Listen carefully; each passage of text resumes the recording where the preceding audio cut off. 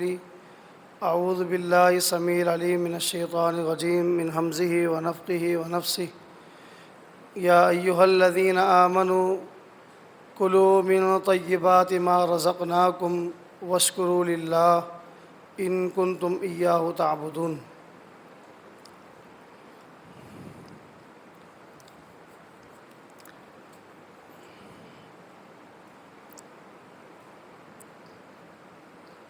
بات شروع کرنے سے پہلے ایک بات کی وضاحت ضروری سمجھتا ہوں۔ ابھی ہم نے ایک معصوم بچے کے پیچھے نماز تراویح ادا کری ہے۔ سب سے پہلے دعا کرتے ہیں اللہ تعالیٰ اس کو متقین کا امام بنائے، قرآن کریم کا مکمل حافظ بنائے، عالم دین بنائے، والدین کے لیے صدقہ جاریہ بنائے۔ اس کے علاوہ بھی یقیناً میرے آنے سے پہلے بھی بچوں نے نماز تراویح یہاں پڑھائی ہوگی، سب کے لیے ہم دعا کرتے ہیں۔ جی 8 انہوں نے پڑھائی ہے۔ اس کے علاوہ پیچھے حفاظ سے مجھے تو حیرت ہو رہی تھی، پیچھے الحمدللہ جس طرح لقمے دیے جا رہے تھے، واقعتاً پتہ لگ رہا تھا کہ پیچھے والے کی محنت ہے۔ دیکھیں آگے والا جو یہ کھڑا ہے نا، اصل جو بات آپ کو بتانی ہے دعاؤں کے بعد وہ یہی ہے۔ آگے والا جو کھڑا ہے نا وہ میدان جہاد میں ہے، اس کو نہیں پتہ پیچھے کیا ہے، اس کو اپنی آواز بھی نہیں آ رہی ہوتی۔ آپ کو معلوم ہے جو مصلی پر کھڑا ہو اس کو اپنی آواز بھی نہیں آ رہی ہوتی، چاہے کہ پیچھے والے کی آواز آئے۔ اس کا اندازہ آپ نے لگایا ہوگا کہ 1 مرتبہ نہیں 2 مرتبہ پیچھے سے بتانا پڑتا ہے، تب جا کے وہ کہیں نہ کہیں، کیونکہ اس کی تو تلوار چل رہی ہے، جو بھی آ جائے وہ میدان جہاد میں ہے۔ اچھا، یہاں بات کی وضاحت جو کرنی تھی وہ یہ ہے کہ اس طرح کے ماحول ہر مساجد میں ہونے چاہیے، کوشش کی جائے قرآن کریم کی تکمیل، کیونکہ دیکھیں یہ جو موسم ہے نا یہ رمضان المبارک میں بنتا ہے۔ 11 مہینے آپ کوشش کریں، آپ نہیں بنا سکتے۔ کوشش کرنی چاہیے تکمیل قرآن پہلے ہو جائے تاکہ طلبہ کرام کو مصلی پر کھڑا ہونے کا موقع مل سکے۔ ہاں بعض مساجد میں کچھ سخت مزاج ساتھی ہوتے ہیں، ہونا نہیں چاہیے ایسا، وہ اعتراض بھی کر دیتے ہیں کہ معصوم بچے کو کھڑا کر دیا، اتنی غلطیاں آ رہی ہیں، حافظ صاحب کو بلایا جائے، قاری صاحب کو بلایا جائے، ہمیں مزہ نہیں آ رہا۔ اللہ کے بندو، یہ حافظ، یہ معصوم بچے اگر ان کی آج آپ نے حوصلہ افزائی نہیں کی نا، بڑے ہونے کے بعد اللہ کی قسم یہ مصلی پر چڑھنے کے قابل نہیں رہتے۔ یہ بات ذہن نشین کریں۔ اس طرح کے حافظ جو معصوم بچے ہوتے ہیں، اس عمر میں ان کی حوصلہ افزائی ہوتی ہے، بڑے ہو کر قاری عبدالسلام عزیزی بنتے ہیں، بڑے ہو کر یوسف عزیزی بنتے ہیں۔ یہ اسی طرح نہیں کہ ڈائریکٹ مدرسے سے نکلے اور سیدھا عبدالسلام عزیزی صاحب، کیسے شیخ؟ یہیں سے تربیت ہوتی ہے۔ 2 رکعت 4 رکعت 6 رکعت 8 رکعت، جس طرح کی ترتیب ہو آپ کے پاس۔ ہمارے یہاں تو 2 سے زیادہ لوڈ نہیں ڈالا ہے بچوں پر۔ ابھی میں بقایا وہاں سے پڑھ کر آیا ہوں بیت الحم سے، 2 رکعت سے زیادہ ایک بچے پر لوڈ نہیں ڈالا، البتہ اس کی تیاری پکی کروائی ہے، تیاری پکی ہے۔ اس کو کہا ہے کہ آپ 1.5 رکوع پڑھیں 2 رکوع پڑھیں، لیکن جما کے پڑھیں، منزل کی طرح نہ پڑھیں۔ اس سے کیا ہوگا، اگلے سال جب وہ 4 رکعت پڑھائے گا اس کو کون، اصل میں یہ جو اسپیڈ تھی نا، یہ نہ سمجھے کہ اس کو یاد نہیں تھا۔ اس بچے کو کتنا یاد ہے یہ میں بھی جانتا ہوں، شاید آپ میں سے کوئی جانتا ہو، میں جانتا ہوں، لیکن اس کی اسپیڈ بتا رہی تھی کہ اس کا کانفیڈنس نہیں بن رہا۔ 2 رکعت کے بعد آپ شاباشی دیں انعام کے طور پر، جس طرح ہمارے بزرگ نے حوصلہ افزائی کی ہے، حوصلہ افزائی کریں۔ اس کو نہیں بتائیں کہ اتنی غلطی کیوں آ رہی ہیں، یاد نہیں کی آپ نے، پیچھے اتنی دیر تک کھڑے رہے آپ، نہیں، اس کی حوصلہ افزائی کریں، دعائیں دیں، اور اس طرح سے ماحول بنانے سے ہمیں ترغیب بھی ملتی ہے۔ ہمارا دل نہیں کرتا کہ اس جگہ جہاں محترم بھائی عبدالعزیز صاحب کا صاحبزادہ کھڑا تھا، اس جگہ میرا بیٹا کھڑا ہوتا؟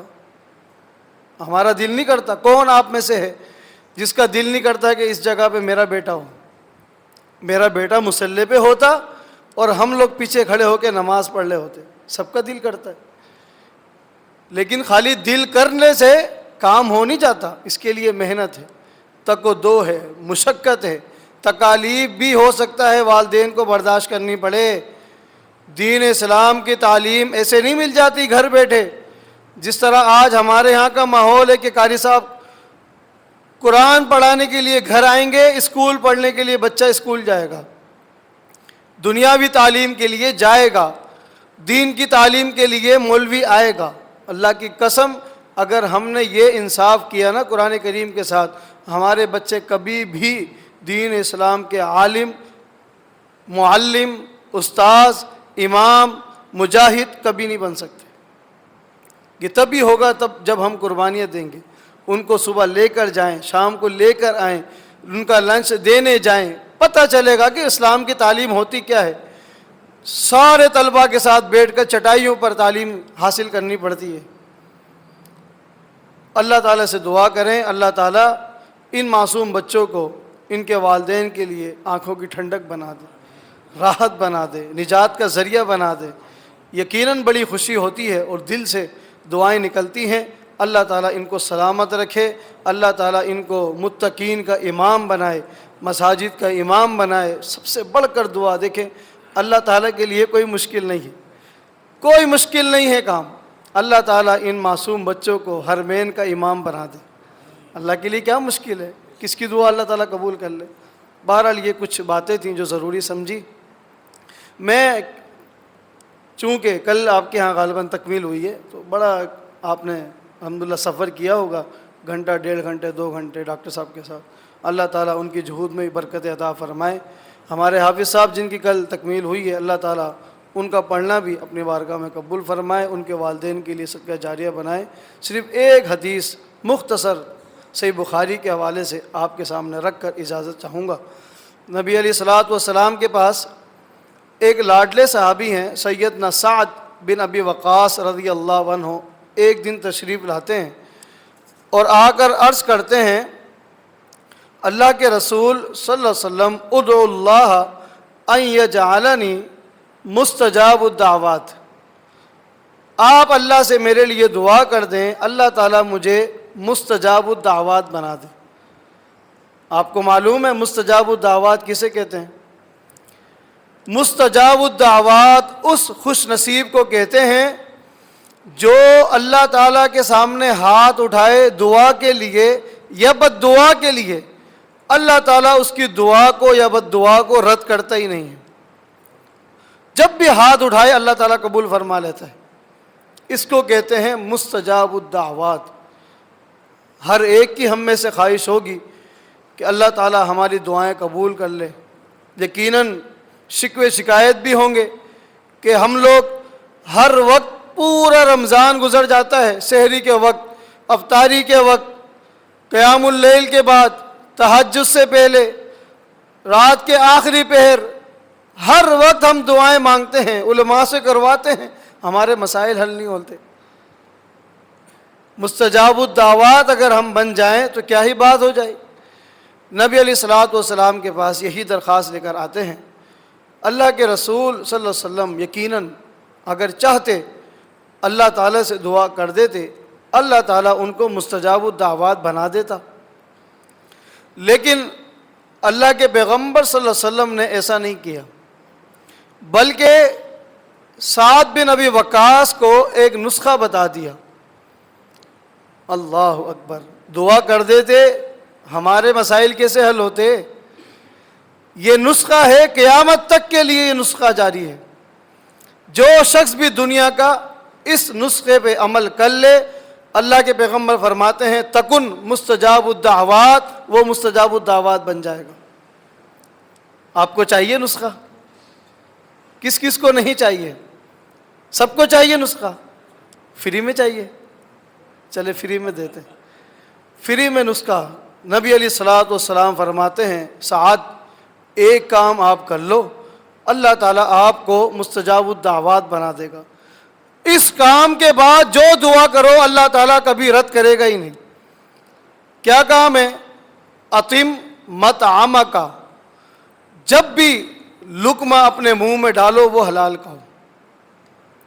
ہے تھوڑا مشکل، حلال کھاؤ، لقمہ منہ میں جائے تو حلال کا، پیٹ میں آپ کے جو کھانا یا پینا جائے وہ حرام کا نہ ہو، حرام سے اپنے آپ کو بچا لو، تکن مستجاب الدعوات، اللہ تعالیٰ آپ کو مستجاب الدعوات بنا دے گا۔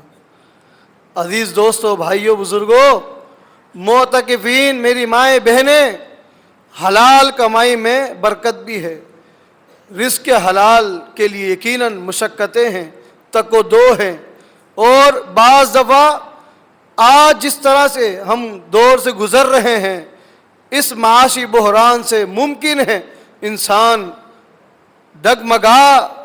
ہمارے پیروں کو ڈگمگانے کی کوشش کرے، پھسلانے کی کوشش کرے، آسان راستے دکھلائے۔